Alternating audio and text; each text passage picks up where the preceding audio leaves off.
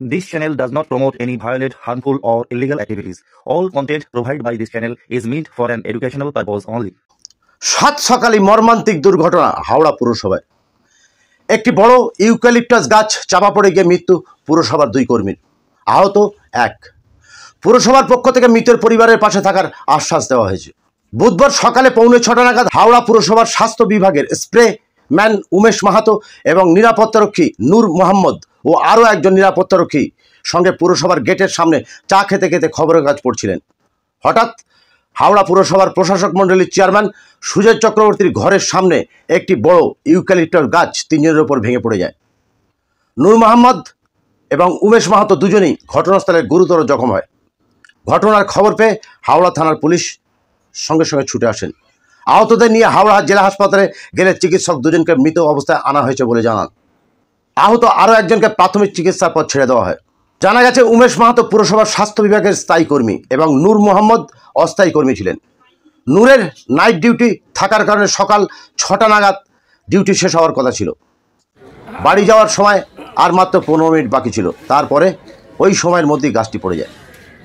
বাড়ি যাওয়ার ঠিক 15 মিনিট আগে গাছটি পড়ে যায়। খবর পেয়ে ঘটনাস্থলে ছুটে আসেন পুরসভার প্রশাসক মণ্ডলীর চেয়ারম্যান সুজয় চক্রবর্তী। গাছটিকে বড় করাতের সাহায্যে ছোট ছোট টুকরো করে কাটা হয়।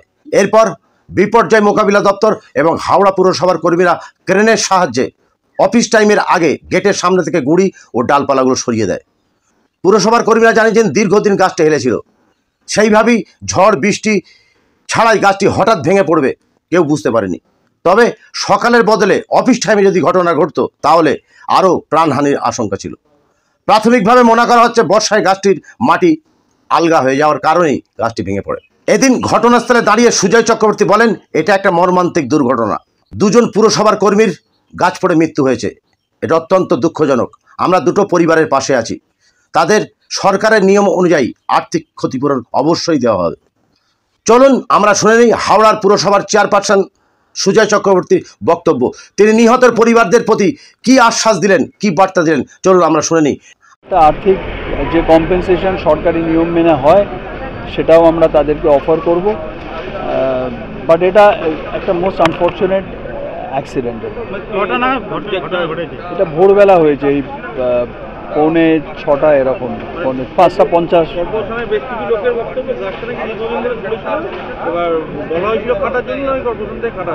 না না, এরকম কোনো ব্যাপার না। গাছটা আমি আবারও বলছি, গাছটা আপনারা ছবি করলে দেখতে পাবেন যে এটা এরম নয় যে একটা পুরনো গাছ। গাছটা একটা সবুজ পাতা ভর্তি গাছ, হঠাৎ করে পড়ে গেছে। সেটা আপনারা যদি ছবি তোলেন দেখতে পাবেন।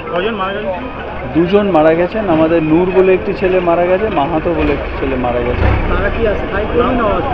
একজন পার্মানেন্ট, একজন অস্থায়ী, একজন কন্ট্রাকচুয়াল, একজন পার্মানেন্ট। আহত একজন হয়েছেন, বাট তাকে ওই ফার্স্ট এড করে তাকে আশা করছি আমরা ছেড়ে দিতে পারি।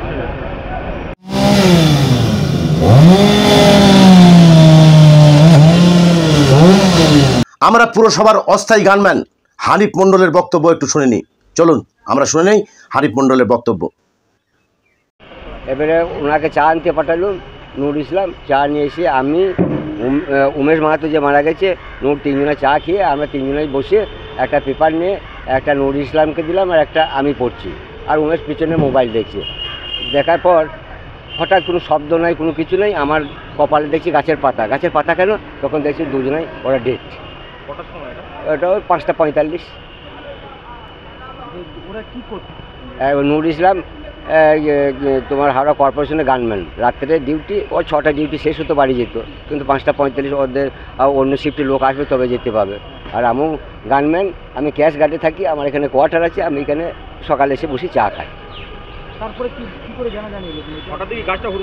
হুড়মুড় কোনো শব্দ নেই স্যার, একবারে বুঝছি। আমার কপালে যখন গাছের পাতা কেন, তখন একবার অলরেডি পড়ে ওরা ডেট হয়ে রয়েছে।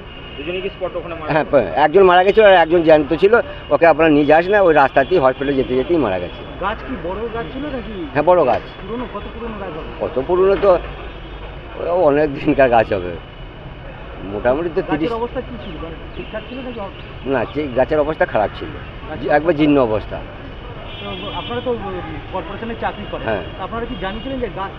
হ্যাঁ, যারা গেটে ডিউটি করে ওনারা বলছে হ্যাঁ আমরা জানিয়েছিলাম। কাকে জানিয়েছি ওরাই জানে। আমি আমার নাম মোহাম্মদ হানিফ মণ্ডল। এই মর্মান্তিক দুর্ঘটনার খবর পেয়ে মুখ্যমন্ত্রীর নির্দেশে ঘটনাস্থলে ছুটে আসেন রাজ্যের মন্ত্রী ফিরহাদ হাকিম। তিনি ঘটনাস্থল পরিদর্শন করেন এবং মৃত পরিবারের পাশে থাকার আশ্বাস দেন।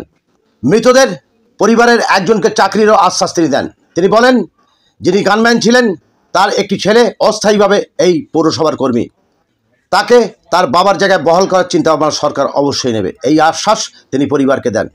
চলুন আমরা শুনে নেই রাজ্যের মন্ত্রী ফিরহাদ হাকিমের বক্তব্য।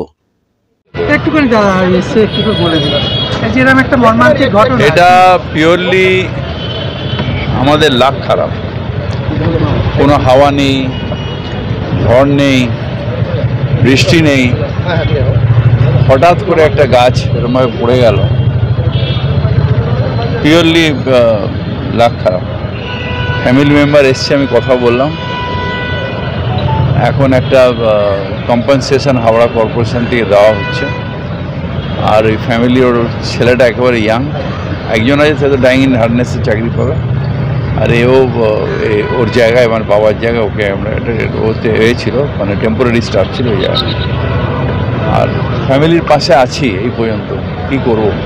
আমি শুনে দৌড়ে এলাম, মুখ্যমন্ত্রী আমায় বললেন যে একবার দৌড়ে যাও।